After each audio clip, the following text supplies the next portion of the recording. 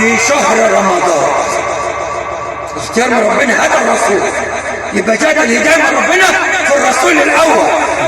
اختار شهر رمضان يتعبد ويتحنث ويتهجد ويتقرب إلى الله في شهر رمضان في غار حراء، في غار حراء.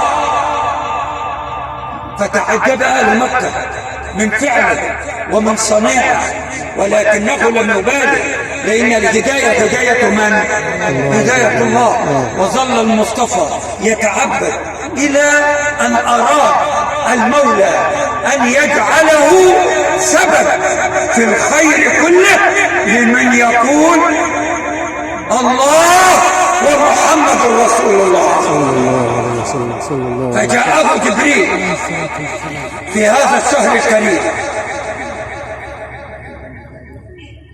بإيه؟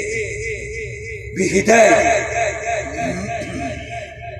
مجمولة مع الوقت ومع الحال، ألا وهو المعجزة المتعبد بتلاوتها، المأجور على قراءتها،